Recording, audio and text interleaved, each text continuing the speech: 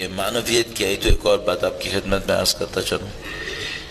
کوئی انسان اس دنیا میں ایسا شاید ہی ہو، ممکن ہے ہو ہمیں نہ پتا ہو، شاید ہی ہو جس کی اسپریچویلٹی ہمیشہ یوں اوپر جاتی رہے. معصوم کے سوا نہیں ہوتے. جو غیر معصوم ہوتے ہیں نا ان کی اسپریچویلٹی یوں چلتی ہے، اوپر نیچے اوپر نیچے. ایک دن اچھا دن آتا ہے دل چاہتا ہے عبادت کرنے کا، ایک دن ایسا دن آتا ہے بالکل دل نہیں چاہتا. یہ تقریباً سب کے ساتھ. آپ خود سوچئے، آپ نے دیکھیں کچھ ایسے لوگ کہ جو کبھی نماز بہت پابندی سے پڑھتے ہیں، پھر کچھ دن نظر آتا ہے بالکل نہیں پڑھتے. دیکھیں نا ایسے.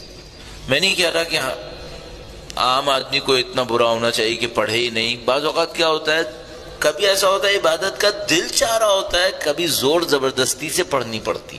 یقین مانیے جب سے پاکستان میں ہوں اور الحمدللہ تبلیغ کا کام کر رہا ہوں، اگر یہ تبلیغ ہے پتہ انسان میں نہیں آتا، تو اس میں کئی دفعہ ہوتا ہے کوئی دوست آ کر کہتا ہے مولانا میری نماز شب 1 گھنٹے میں ختم ہوتی تھی، اب فجر کی نماز مشکل سے پڑھتا ہوں. کئی دفعہ ہو چکا ہے میرے ساتھ کہ کسی نے آ کر کہا کہ مولانا نماز شب بھی 1 گھنٹے پڑھتا تھا، 2 گھنٹے نماز شب پڑھتا تھا، اب ایک فجر کی نماز مصیبت سے پڑھتا ہوں. ایک ذکر ہے بہت مشہور ذکر ہے، وہ کوئی کیا کرتا تھا، وہ کچھ پریکٹس کے اندر کچھ لوگ کیا کرتے ہیں، تو وہ 360 مرتبہ سجدے میں جا کے کرنا پڑتا تھا. وہ میں نے کہیں پہ کسی کو بتایا تھا تو وہ میرے پاس وہ 360 دفعہ سجدے میں جا کر وہ ذکر کیا کرتا تھا.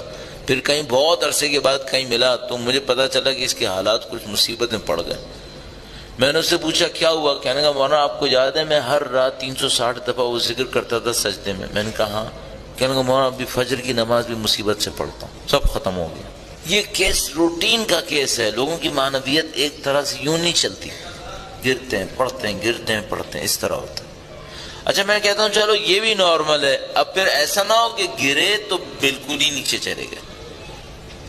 یہ نہیں ہونا چاہیے. ٹھیک ہے تھوڑا بہت لڑکھڑائے، آگے پیچھے ہو گئے، ادھر ڈوبے ادھر نکلے. ڈوبو نکلو بھی تو صحیح، پھر ادھر ڈوبو ادھر نکلو پھر.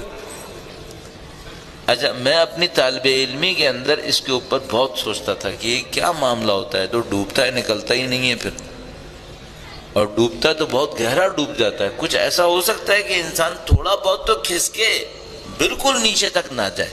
تو مجھے سمجھ میں آیا کہ ہاں کچھ چیزیں ایسی ہوتی ہیں جو انسان کو اس فلوٹنگ کنڈیشن کے اندر روک لیتی ہیں، ڈوبنے نہیں دیتی. 34 ٹائمز اللہ اکبر ہے، 33 الحمدللہ، 33 سبحان اللہ.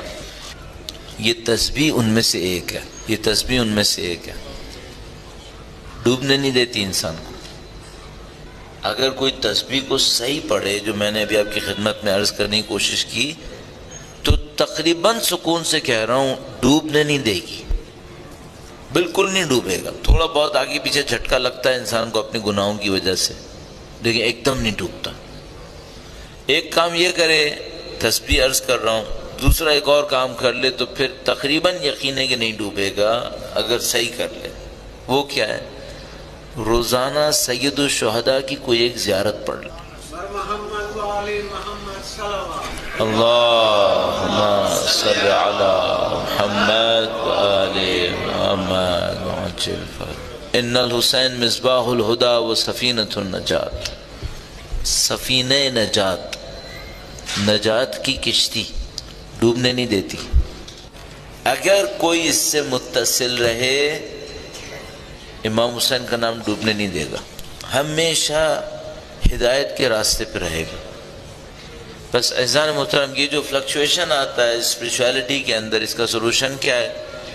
اس کا میں نے کہا سلوشن تو یہ تو نہیں ہوگا کہ فلکچویلٹی نہ آئے، نہیں آئے گی ابھی بھی، لیکن کمپلیٹ نہ ڈوبے. اس کے لیے 2 کام کر لے. نمبر 1 یہ جو تسبیح میں نے آپ کی خدمت میں عرض کیا. نمبر 2 سید الشہداء کی کوئی ایک زیارت ہر روز کرے.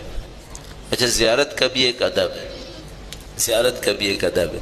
حتی الامکان آپ کوشش کریں جب زیارت کریں تو یہ سوچیں کہ جس کی زیارت کر رہے ہیں وہ سامنے کھڑے ہیں. حتی الامکان کوشش کریں. آپ جس کی زیارت کر رہے ہیں، جن امام معصوم کی زیارت آپ کر رہے ہیں، ان امام معصوم کو سوچیں کہ وہ سامنے کھڑے ہیں. آپ کی زیارت رنگ ہی کچھ اور ہو جائے گا، اس کا اثر کچھ اور ہو جائے.